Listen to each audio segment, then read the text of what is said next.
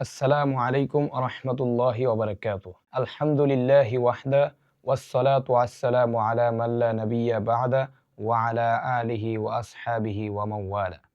আহাম্মিয়াতুস সিদকি feel ইসলাম। ইসলামের সত্যবাদিতার গুরুত্ব। ঈমানের একটি গুরুত্বপূর্ণ আহকাম হলো আস-সিদকু তথা সত্যবাদিতা। তাওহীদের কালেমাকে কেবল মৌখিকভাবে উচ্চারণ করলেই মুসলিম হওয়া যায় না, বরং এর সাথে একজন ব্যক্তিকে বাধ্যতামূলকভাবে ৮টি শর্ত পূরণ করতে হয়। তন্মধ্যে প্রধানতম শর্ত হলো আস-সিদকু তথা সত্যবাদিতা। তাওহীদের কালেমাকে অন্তরে জেনে এমনভাবে বিশ্বাস করতে হবে এবং সেই সত্যতা কথাবার্তায় ও কাজে কর্মে প্রতিফলিত হতে হবে। যে সকল গুণ অর্জনের জন্য আল্লাহ তাআলা একজন মুমিনের জন্য ক্ষমা ও মহা প্রতিদান রেখেছেন, তন্মধ্যে একটি হলো আস-সিদকু তথা সত্যবাদিতা। সত্যবাদিতা হলো একজন মুমিনের সাধারণ বৈশিষ্ট্য। তার অন্তরে, কথাবার্তায় ও কাজকর্মে সকল ক্ষেত্রে সত্যবাদী। মহান আল্লাহ তাআলা সূরা আলে ইমরানের ১৬ ও ১৭ নম্বর আয়াতে বলেন, আল্লাযীনা ইয়াকুলুনা রব্বানা আমান্না ফাগফির লানা যুনুবানা ওয়া কিনা আযাবান নার আস-সাবিরিনা ওয়াস-সাদিকিনা ওয়াল কানিতিনা ওয়াল মুনফিকিনা ওয়াল মুস্তাগফিরিনা বিল আসহার।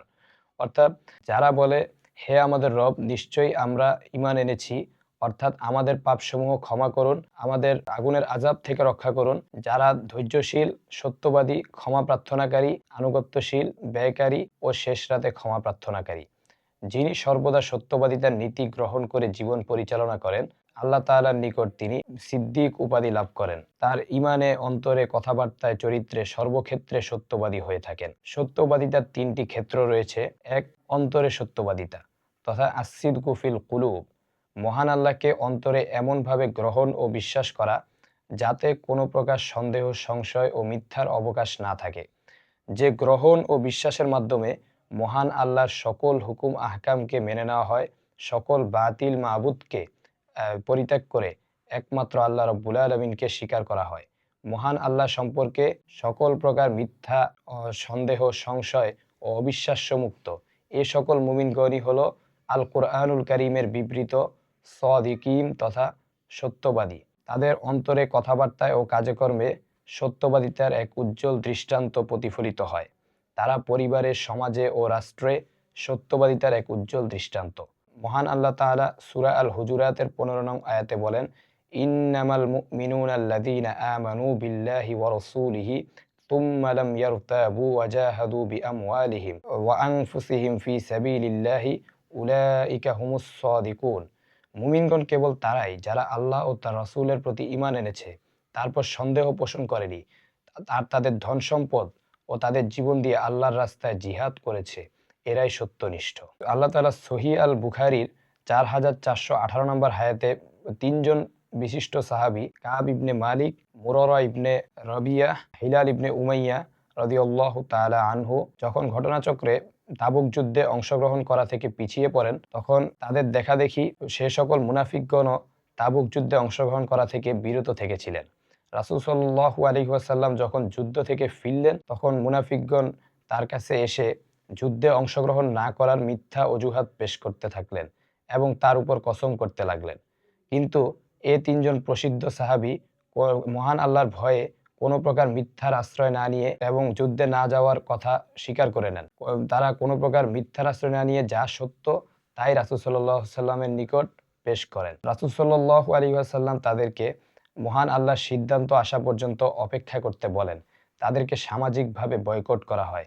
রাসূল সাল্লাল্লাহু আলাইহি ওয়াসাল্লামের নির্দেশে সাহাবীগণও তাদের সাথে সকল প্রকার কথাবার্তা বলা নিষেধ করে দেন। ৪০ দিনের মাথায় তাদেরকে তাদের স্ত্রীদের থেকেও আলাদা হয়ে যাওয়ার নির্দেশ দেন রাসূল সাল্লাল্লাহু আলাইহি ওয়াসাল্লাম। তারা মসজিদে এলেও রাসূল সাল্লাল্লাহু আলাইহি ওয়াসাল্লাম তাদের সাথে সকল প্রকার কোনো দৃষ্টি বিনিময় করতেন না, কোনো বার্তা বলতেন না।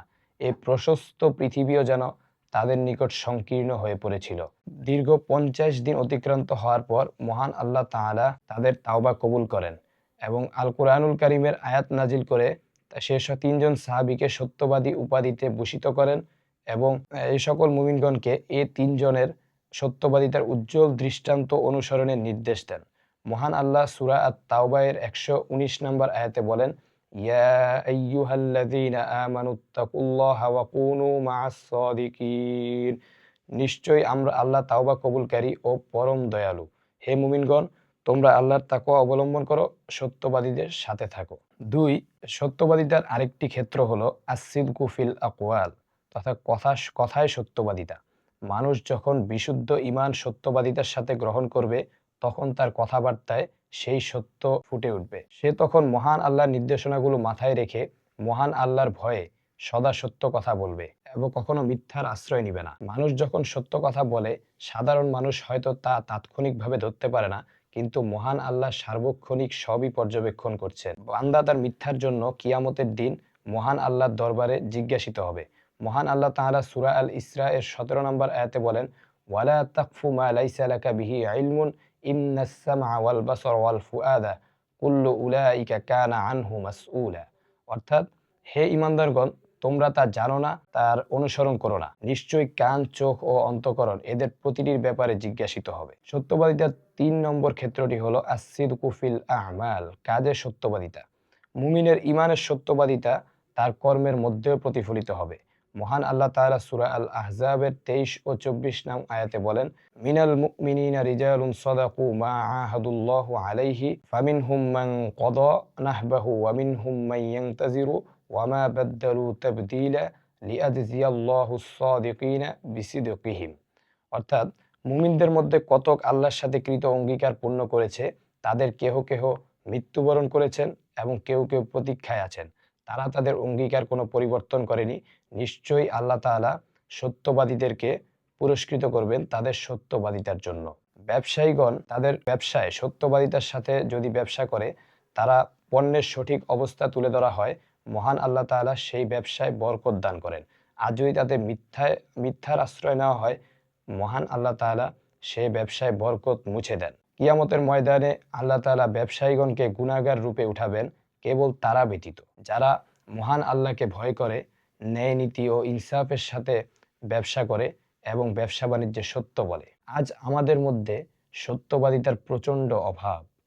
যদি আমাদের মধ্যে সত্যবাদিতা থাকতো, তবে তা জীবনের সর্বক্ষেত্রে ফুটে উঠত। কিন্তু হাজারো মিথ্যার মধ্যেও সত্য আজ আমাদের নিকট অপরিচিত।